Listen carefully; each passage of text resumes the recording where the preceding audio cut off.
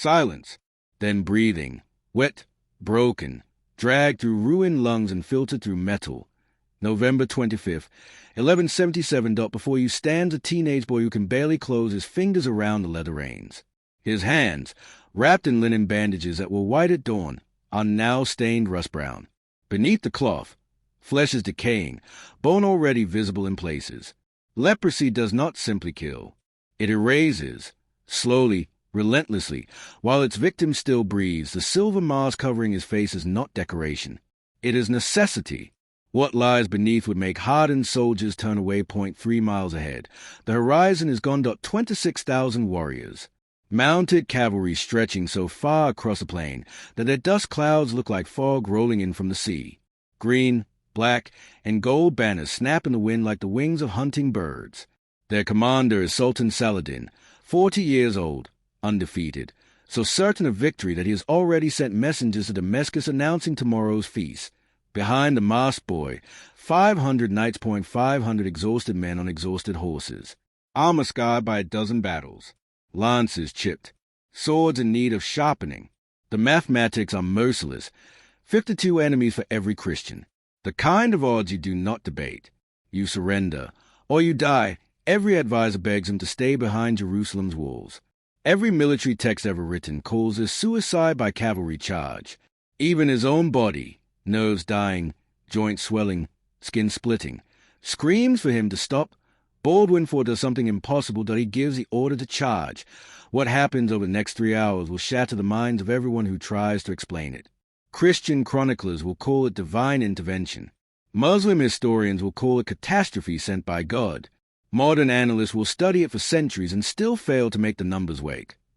But here's what no one tells you about Montgisard. The battle was already lost before a single lance was lowered. Saladin had made no mistakes. His army was rested, supplied, perfectly positioned on ideal cavalry terrain. His commanders were veterans. His soldiers elite Mamluks, warriors trained from childhood to kill. The Crusaders were outnumbered 52 to 1. So how did 20,000 of Islam's finest warriors lie dead by sunset? The answer is not what you think.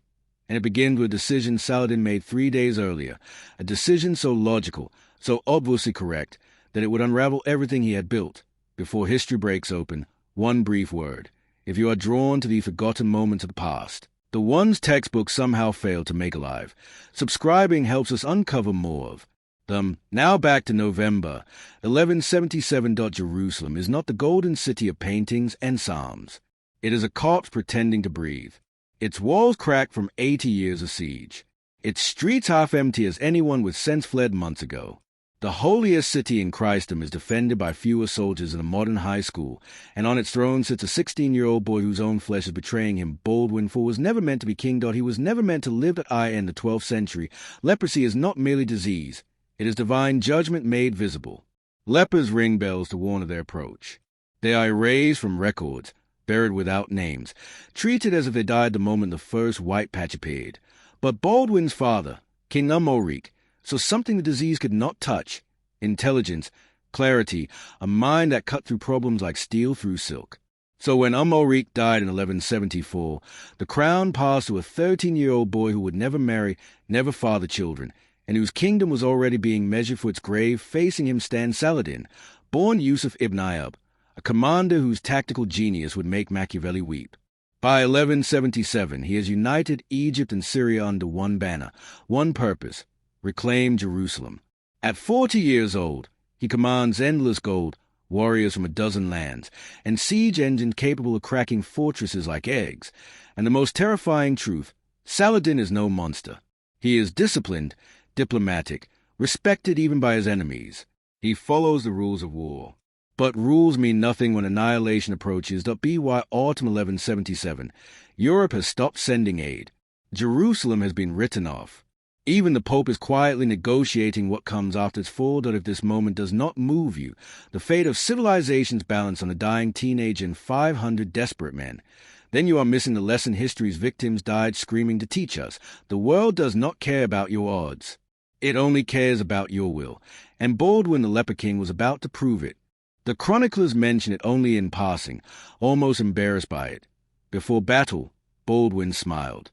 Not nervous bravado, genuine anticipation that a leper king whose nerves were so destroyed he could no longer feel pain.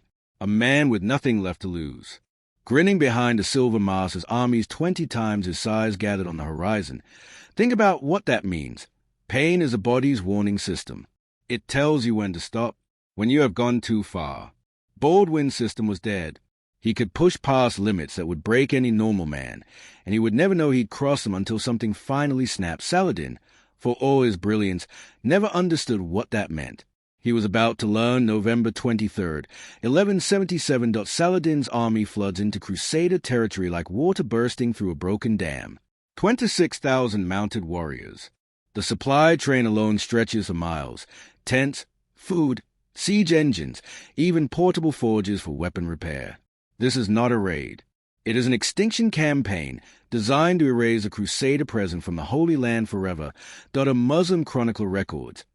The banners of the faithful cover the hills like stars fallen to earth. The thunder of hooves did not end. Saladin's strategy is flawless. He bypasses the fortress of Ascalon, too strong, too time-consuming. Instead, he sweeps north along the coast, cutting Jerusalem off from the sea, strangling its supply lines, waiting for starvation and collapse. It has worked every time before. Inside Jerusalem, the situation is mathematically hopeless. The surviving nobles lay out the numbers before their dying king, 750 men in the city garrison, perhaps 500 knights if every favor is called in. 80 exhausted Templars, already blooded from border fighting Raymond of Tripoli, the kingdom's most experienced commander, speaks the truth. Sire, we must negotiate while we still have something to trade. If we ride out, we die. And if we die, the kingdom dies with us. The chamber falls silent. Baldwin sits slumped on his throne. Standing more than a few minutes makes his joints swell and crack. His body trembles as he forces himself upright. And yet his mind is calculating something terrible and precise that if he hides behind Jerusalem's walls, the city might hold for weeks, perhaps months. But Saladin will burn every village, every farm, every church for 50 miles. The people will die slowly that if he rides out with 500 knights. They die quickly.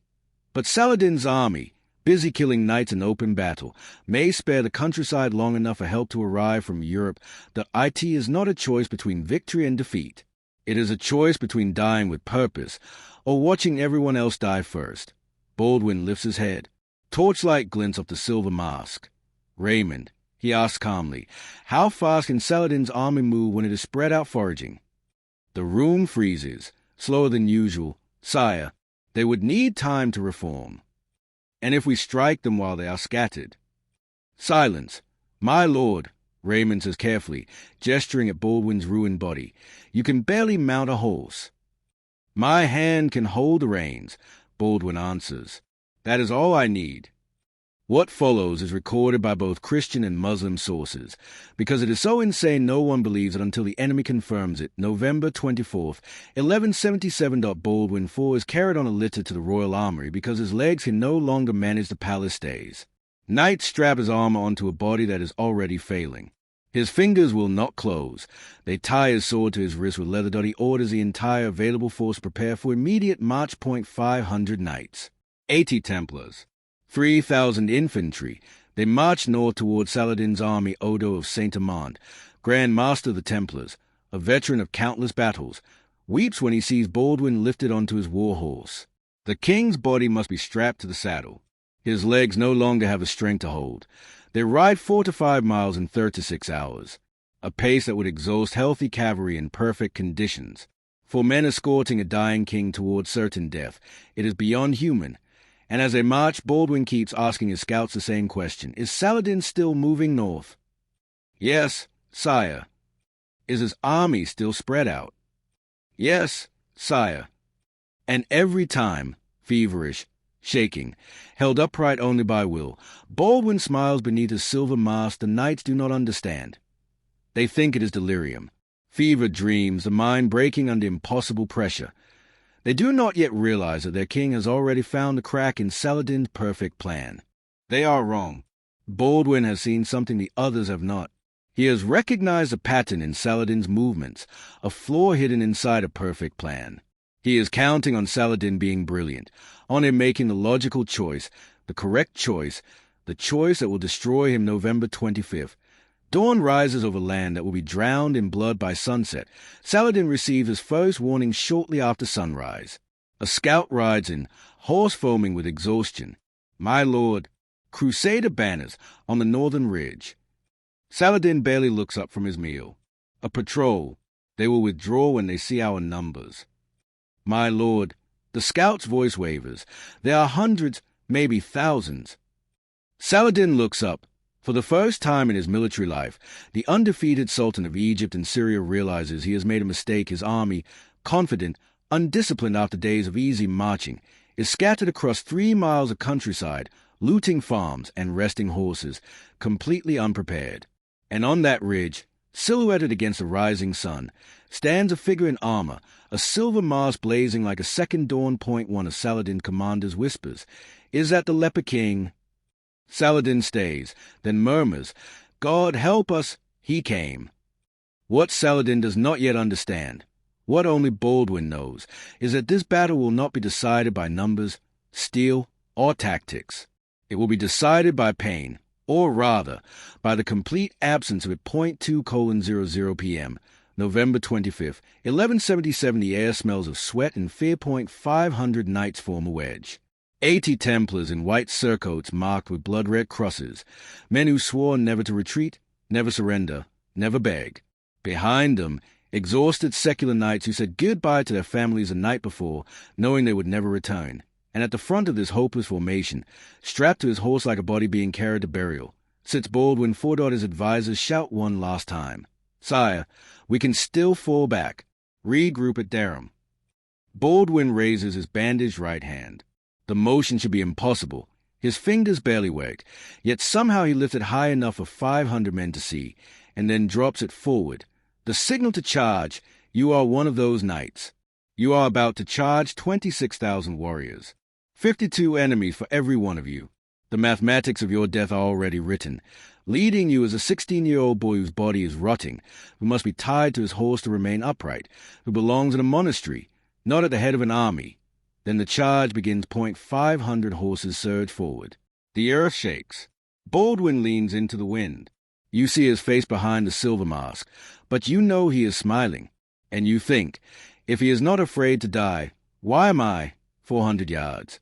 Saladin's scattered forces scramble to form lines. 2 slow. 300 yards. Arrows fall like black rain. Knights drop. Horses scream and collapse. The charge does not slow. 200 yards. Saladin shouts orders, trying to rally his center. His elite Mamluks, 8,000 warriors trained from childhood to kill, form ranks as fast as they can. They are not afraid of the numbers. They are afraid of the madness charging toward them. 100 yards. Baldwin draws his sword. His hands do not work. The blade is tied to his wrist. He should not be able to lift it, yet he raises it high above his head. 500 knights see their dying king holding steel to the sky. And they scream. Not a battle cry, but something raw and primal. Fury, grief, faith burning together. 50 yards. Muslim horses begin backing away. Animals know. They smell death. 10 yards. Frontline soldiers throw down their weapons and run. 2:15 p.m. The Templar wedge smashes into Saladin's center like the fist of God tearing through parchment. The sound is not clean metal. It is wet, crushing, full of screaming. In the first 30 seconds, 300 Mamluks simply cease to exist, trampled, speared, crushed beneath armored war horses moving at full charge. And then the impossible happens. The charge does not stop. Cavalry are trained to strike, break away, and regroup. The Templars do not. They keep driving forward through the Muslim center, like a blade through living flesh. Behind them, Baldwin's secular knights pour into the breach, ripping it wider, turning it into a wound that will never close. 2:30 p.m. Saladin's center collapses. 8,000 warriors who had never lost a battle do not retreat. They do not fall back in formation. They break. Men throw down their weapons. They rip armor from their bodies because it is too heavy to run in. They trample one another in blind terror, fleeing from the white and red crosses that keep coming. Keep killing. Do not stop. Cannot be stopped. Saladin is screaming at his officers. Reform, reform the line. No one listens. Because something impossible is happening. That dying boy on that dying horse is cutting through their ranks as if he can see the future, and his knights follow him as if he has opened a road straight into paradise. Everywhere the silver mast turns, Muslim warriors flee. And now Baldwin's smile finally makes sense. Those ravines cutting across the plain, the ones Saladin never bothered to scout, because he never expected to retreat, are funneling his army into natural kill zones. Thousands of fleeing soldiers are driven into narrow canyons, walls rising on both sides, men trampling one another, suffocating beneath their own panic that a Christian chronicler would later write. The ravines filled with bodies like wells filling with water, until the dead made bridges for the dying to cross.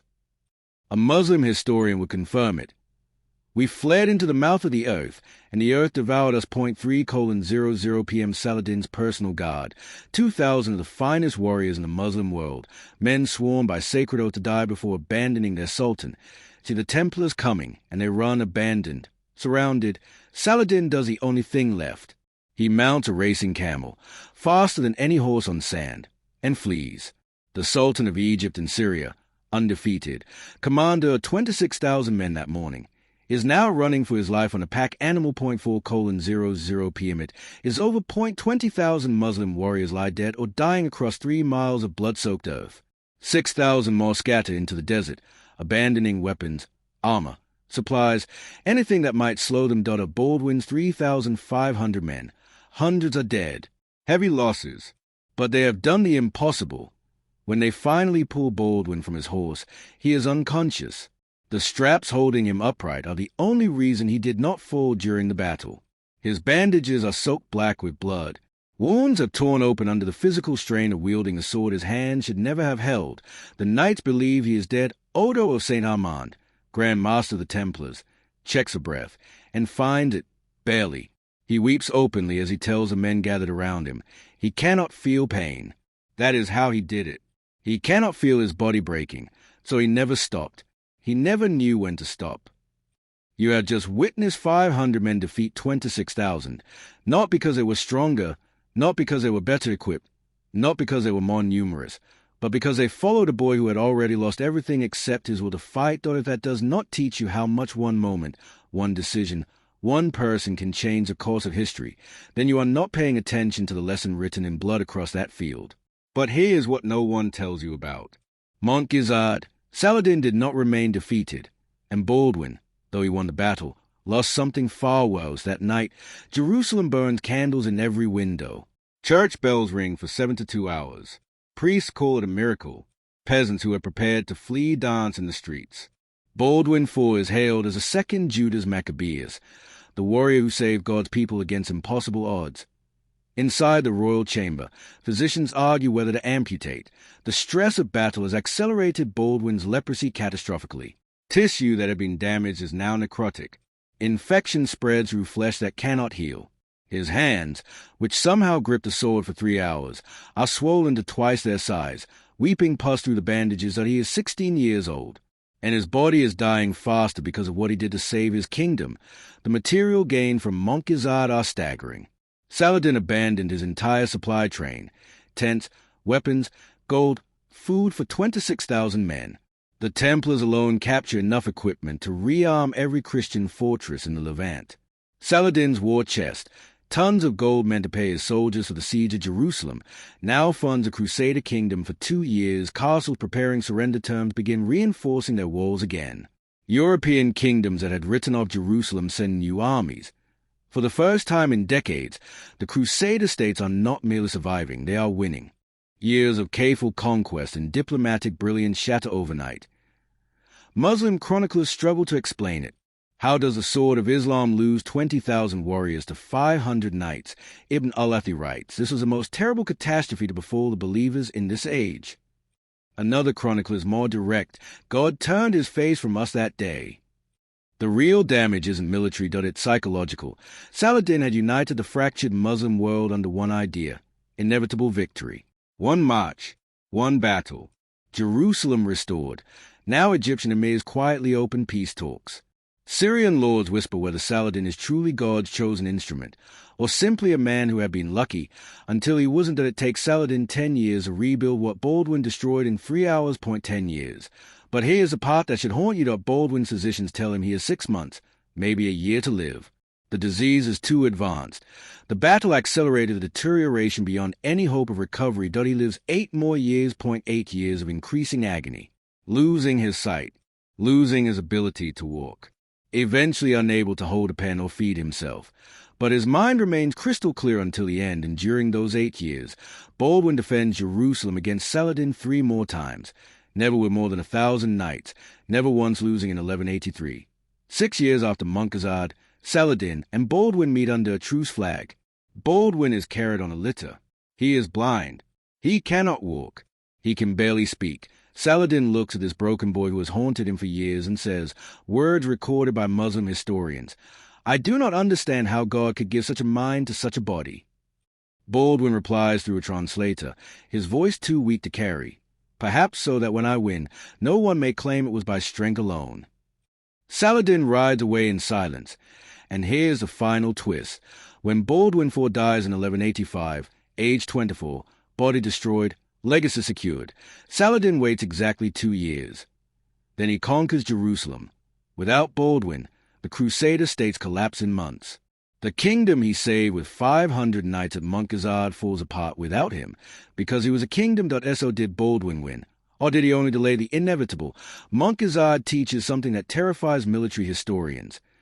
Numbers do not matter as much as we think, though we build entire civilizations on calculations, force ratios, logistics, material advantage. We believe mathematics decides history, and then comes November 25th, 1177, 500 against 26,000, and the 500 win, not because of better equipment, not because of superior numbers, not even because of perfect tactics. They win because one dying boy refused to accept that mathematics determines fate. Baldwin IV understood something we have forgotten. When human will is pushed beyond self-preservation, when fear of pain disappears because pain no longer registers, it becomes a force that logic cannot calculate. He could not feel his body breaking. So he never knew when to stop. And 500 men, watching their king fight on a body that should collapsed hours earlier, decided that if he would not quit, neither would they. We live in an age obsessed with probabilities. Algorithms choose our investments. Polls predict our elections. Models forecast wars before they begin. Maybe we have lost something. The understanding that history pivots on moments when someone refuses to accept the math. There's a letter Baldwin wrote to his sister Sibylla shortly before his death. It rests today in the Vatican archives. He wrote, "I was told I would die young. They were right. I was told I would die a leper. They were right. I was told I could not rule. They were wrong. Perhaps God gives us disease to show us that flesh is temporary, but will is eternal. My hand stopped working years ago, but my kingdom still stands."